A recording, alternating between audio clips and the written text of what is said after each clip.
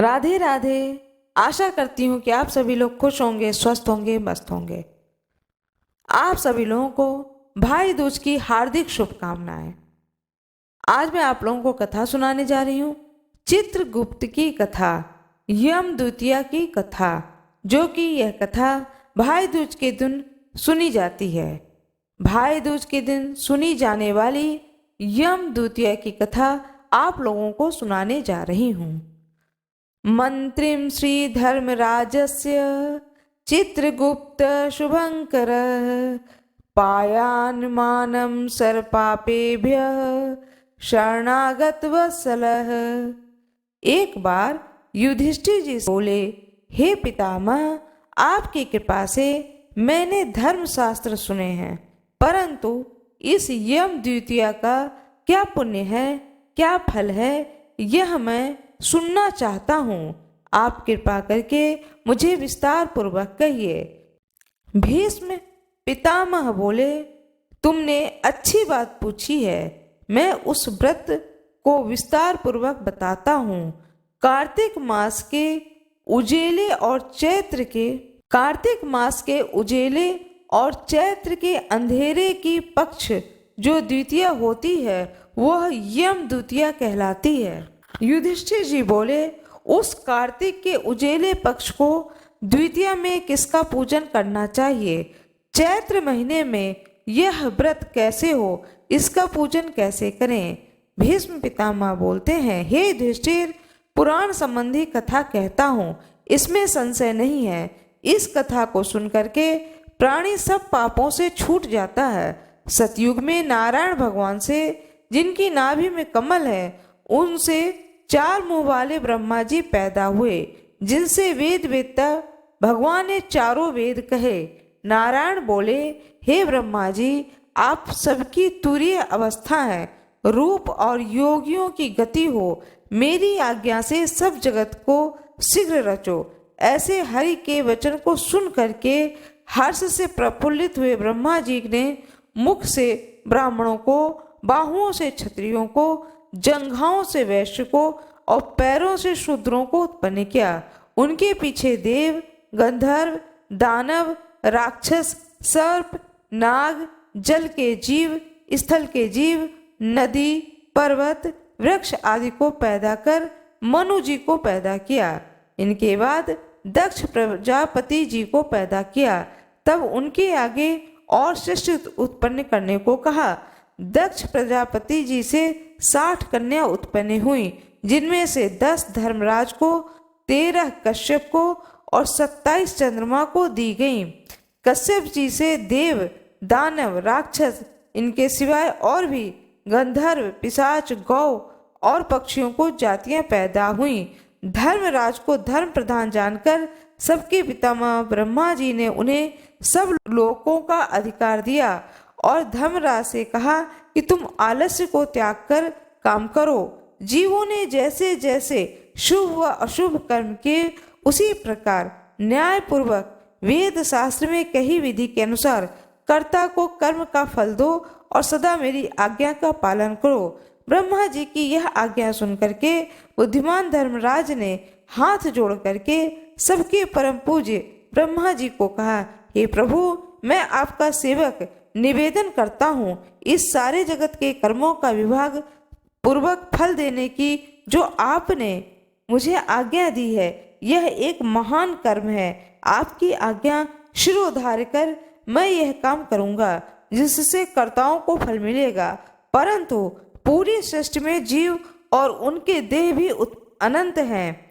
देश काल ज्ञात अज्ञात आदि भेदों से कर्म भी अनंत हैं। उनमें कर्ता ने कितने किए, कितने भोगे, कितने शेष हैं और कैसा उनका भोग है, तथा इन कर्मों के भी मुख्य व गौण भेद हैं, अनेक हो जाते हैं। एवं कर्ता ने कैसे किया है, स्वयं किया या दूसरों की प्रेरणा से किया, आदि कर्म चक्र महागहन है। अतः मैं अकेला किस प्रकार इस भार को उठा सकूंगा। इसलिए मुझे कोई ऐसा सहायक दीजिए जो धार्मिक, न्यायी, बुद्धिमान, शीघ्रकारी, लेख कर्म में विज्ञ, चमत्कारी, तपस्वी, ब्रह्मनिष्ठ और वेद शास्त्र का ज्ञाता हो। धर्मराज की इस प्रकार प्रार्थना को सुन करके विधाता सत्यजान मन में प्रसन्न हुए और यमराज का मनोरथ पूर्ण करने की चिंता करने लगे कि उक्त सब गुणों वाला ज्ञानी लेखक पुरुष होना चाहिए, उसके बिना धर्मराज का मनोरथ पूर्ण न होगा। तब ब्रह्मा जी ने कहा, हे धर्मराज, तुम्हारे अधिकार में मैं यह सहायता करूंगा। इतना कर ब्रह्मा जी ध्यान मग्न हो गए। उसी अवस्था में उन्होंने 1000 वर्ष तक तपस्या की। जब समाधि खुली तब अपने सामने श्याम रंग, कमल नयन, शंख की सी गर्दन, गूढ़ सिर, चंद्रमा के समान मुख वाले, कलम, दवात और पानी हाथ में लिए हुए, महाबुद्धि, देवताओं का मान बढ़ाने वाले, धर्म अधर्म के विचार में महाप्रवीण लेखक, कर्म में महाचतुर पुरुष को देखकर उससे पूछा कि तुम कौन हो।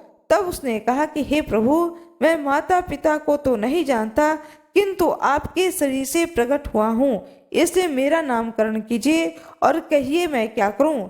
ब्रह्मा जी ने उस पुरुष के वचन को सुनकर के अपने हृदय से उत्पन्न उस पुरुष को हंसकर कहा, तू मेरी काया से प्रकट हुआ है, इससे मेरा काया शरीर, मैं तुम्हारी स्थित हूँ, इसलिए तुम्हारा नाम कायस्थ चित्रगुप्त है।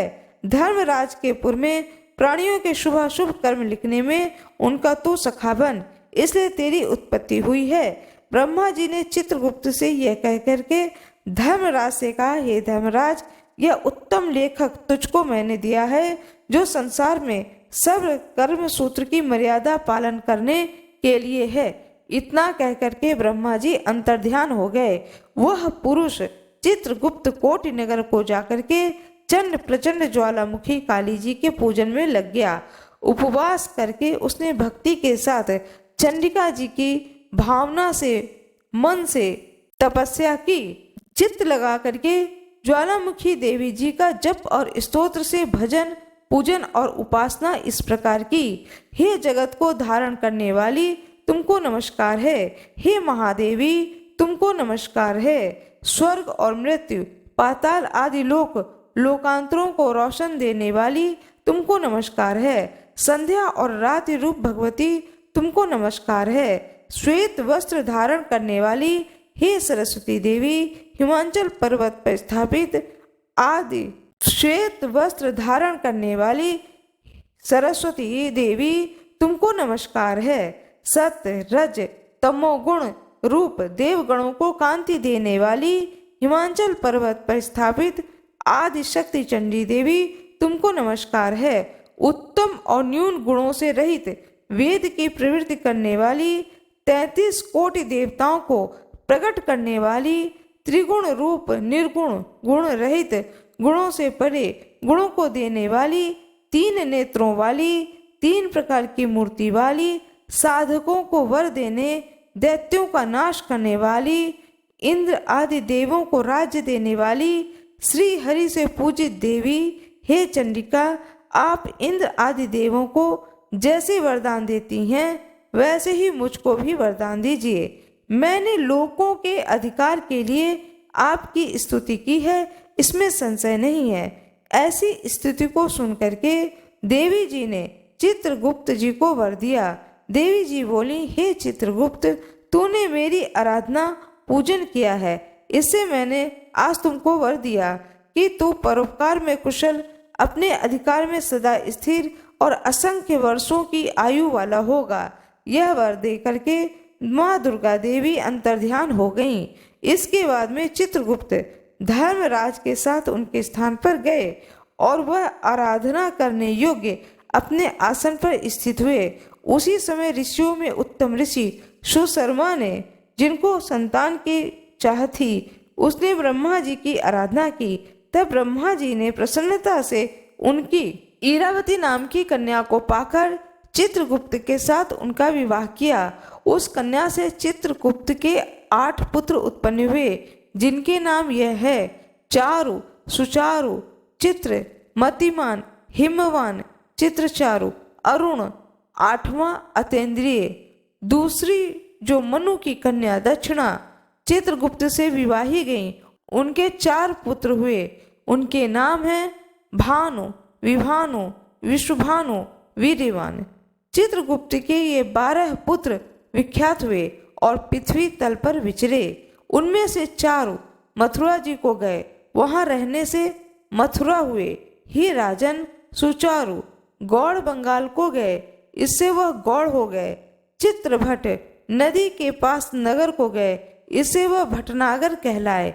श्रीनिवास नगर में भानु बसे, इसे वह श्रीवास्तव कहलाए। हिमवान अम्बा दुर्गा जी का आराधना कर अम्बा नगर में ठहरे, इससे वह अम्बष्टक कहलाए। शंखसेन नगर में अपनी भार्या के मतिमान गए, इससे वह सूर्य ध्वज कहलाए। और अनेक स्थानों में बसे और अनेक जाति कहलाए। उस समय पृथ्वी पर एक राजा जिसका नाम सौदास था, सौराष्ट्र नगर में उत्पन्न हुआ। वह महापापी, पराया धन चुराने वाला, पराई स्त्रियों में आसक्त, महाअभिमानी, चुगलखोर, पाप कर्म करने वाला था। हे राजन, जन्म से लेकर के सारी आयु पर्यंत उसने कुछ भी धर्म नहीं किया।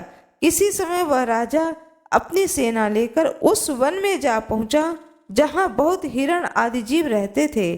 शिकार खेलने को गया। वहां उसने निरंतर व्रत करते हुए एक ब्राह्मण को देखा। वह ब्राह्मण चित्रगुप्त और यमराज जी का पूजन कर रहा था। यम द्वितीय का दिन था। राजा ने पूछा, महाराज आप क्या कर रहे हैं? ब्राह्मण ने बताया कि यम द्वितीय का व्रत कह सुनाया। यह सुनकर के राजा ने वहीं उसी दिन कार्तिक के महीने में शुक्ल पक्ष की द्वितीया को धूप तथा दीप आदि सामग्री से चित्रगुप्त जी के साथ में धर्मराज जी का पूजन किया। व्रत करके उसके बाद वह अपने घर में आया।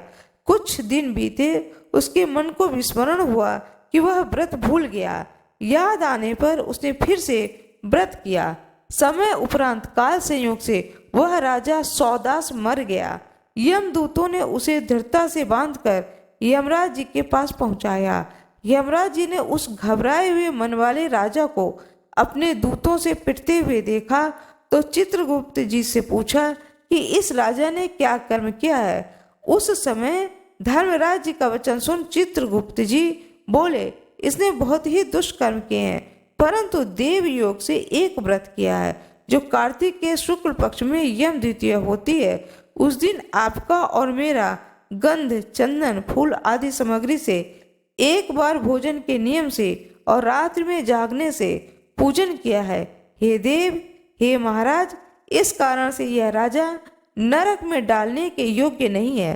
चित्रगुप्त जी ने कहा कि ठीक है। धर्मराज जी ने उसे छुड़ा दिया और वह इस यम द्वितीया के व्रत के प्रभाव से उत्तम गति को प्राप्त हुआ। ऐसा सुनकर के राजा युधिष्ठिर जी ने भीष्म पितामह से बोले, हे पितामह, इस व्रत में मनुष्यों को धर्मराज और चित्रगुप्त जी का पूजन कैसे करना चाहिए, सो मुझे कहिए। भीष्म पितामह बोलते हैं, यम द्वितीया के विधान को सुनो।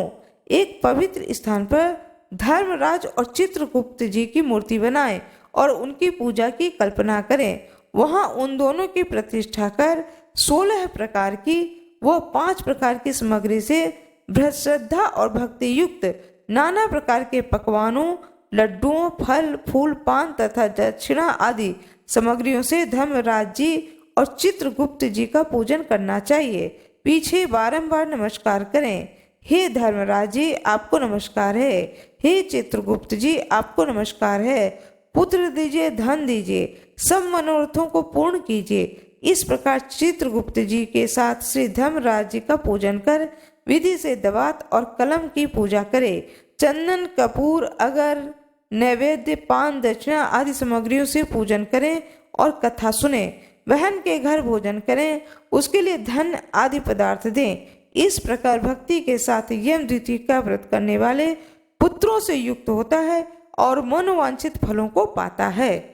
यम भगवान की जय हो, भीष्म पितामह की जय हो, युधिष्ठिर भगवान की जय हो, यमराज जी की जय हो, चित्रगुप्त की जय हो, तुलसी माता की जय हो। कथा सुनने वाले और कथा सुनाने वाले पर यम देवता सदा प्रसन्न रहें। मेरे वीडियो आप लोगों को अच्छी लगी हो तो कृपया वीडियो को लाइक जरूर कर दें, चैनल को सब्सक्राइब कर दें, बेल आइकन दबाना ना भूलें। धन्यवाद।